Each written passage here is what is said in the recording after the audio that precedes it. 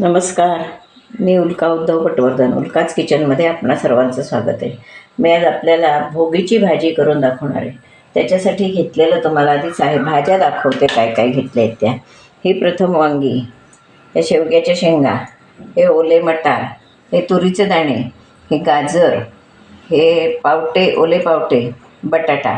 यामध्ये मका घालतात, घेवडी घालतात, उसाचे करंडे घालतात, नंतर बोरं घालतात. जे जे आपल्याला आवडेल ते. आणि आत्ता ह्या सीझनला मिळणाऱ्या भाज्या, असा महत्त्वाचा उद्देश त्याच्यात असा आहे की ह्या सीझनला ह्या मिळणाऱ्या भाज्या आणि ह्या भाज्या आत्ता थंडीच्या दिवसात ह्या सगळ्या भाज्या खाव्यात. म्हणजे एका वेळी ह्या सगळ्या भाज्या पोटात जातात, म्हणून ह्या भाजी आज करण्याची पद्धत आहे. तर त्याच्यासाठी आता मी एवढ्याच भाज्या घेते आहेत, पण मी काही जास्त घेतलं नाही. बोरं बिरं मी नाही घालणार आहे. मी एवढ्याच भाज्या घेणार आहे आणि त्याच्यासाठी वाटप करणार आहे. मी हे शेंगदाणे घेतलेत भाजलेले, हे तीळ आहे आणि हे सुकं खोबरं, हे सगळं भाजलेलं आहे. हे मी वाटप करून घेणार आहे. आधी प्रथम आपण भाजी फोडणीला टाकूया. त्याच्यात तेल घातलं आहे.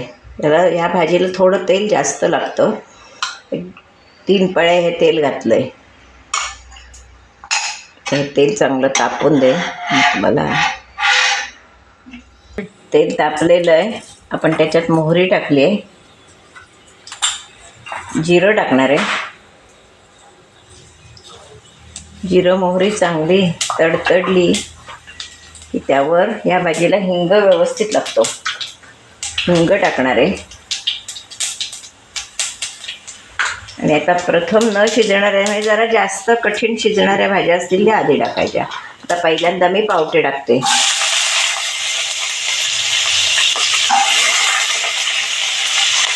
वगैरे घेतलेले आहेत त्यामध्ये पावटे, गाजर, तूर,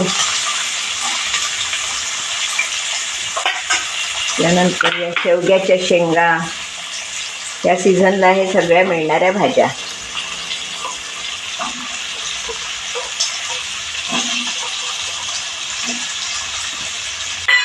बटाटा,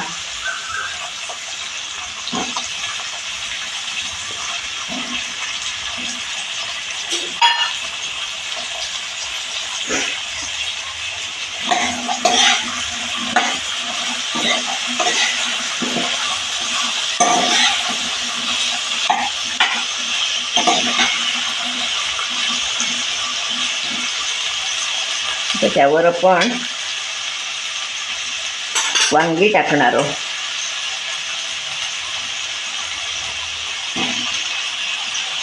दिसताना भाजी ती भरपूर दिसते, पण नंतर कमी होते, कारण वांगी बावून कमी होतात.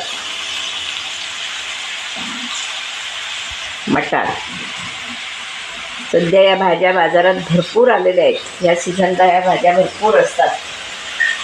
भाजीत ओला हरभरा सुद्धा घालतात, तो सुद्धा छान लागतो. त्याच्यावर मी हळद घालते.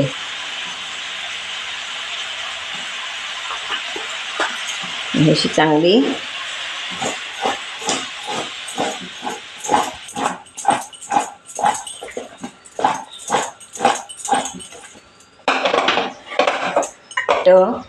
झाकण ठेवून वाफवून घेणार आहोत. झाकण ठेवते, वाफवून घेऊया चांगली. तोपर्यंत हे मी वाटप करून घेते. शेंगदाणे, खोबरं, त्यानंतर हे तीळ घालते.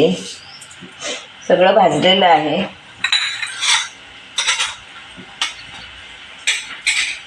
वाटप करून घेतलेलं आहे. आता थोड्या ह्याच्यात मी पाणी घालणार आहे. मी पुन्हा एकदा फिरवून घेणार आहे. तोपर्यंत आपली भाजी चांगली शिजते. त्याचा भाजी बऱ्यापैकी शिजत आलेली आहे. चांगली वाफवून घेतलेली आहे. पावटा अजून थोडा शिजायला हवा आहे.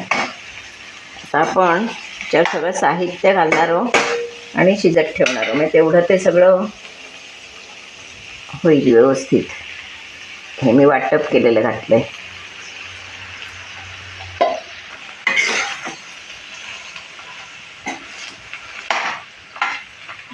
तर आपण सगळं त्याच्यात घालून घेऊया साहित्य.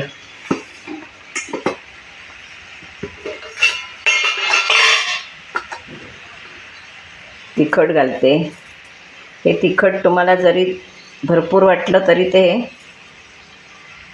तिखटपणाला कमी आहे. चवीप्रमाणे मीठ, गुळ, चिंचगुळाची भाजी, गोडा मसाला,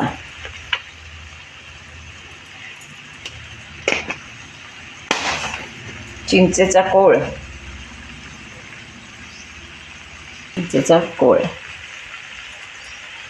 सगळं साहित्य आता आपलं घालून झालंय. हे ओतणार. आपल्याला ग्रेव्ही ज्या मानानं हवी असेल त्या मानानं पाणी ओतायचं, कारण ही भाजी सुकत जाते. जसं जसं उकळेल तशी ती सुकत जाते. त्यामुळे पाणी मुळातच थोडं जास्त ठेवायला लागतं.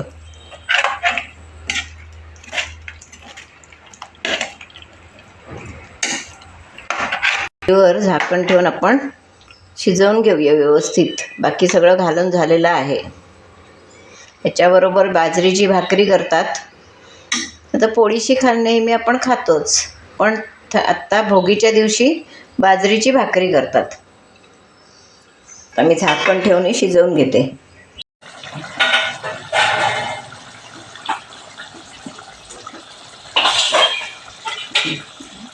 बघा आपली छान भाजी आता शिजलेली आहे.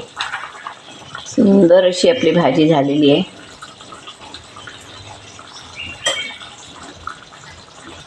हे बघा चांगला पावटा पण शिजला आहे.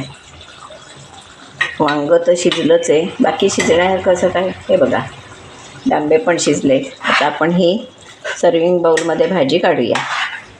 त्याच्यावर आता आपण कोथिंबीर घालूया आणि पांढरे तीळ घालूया.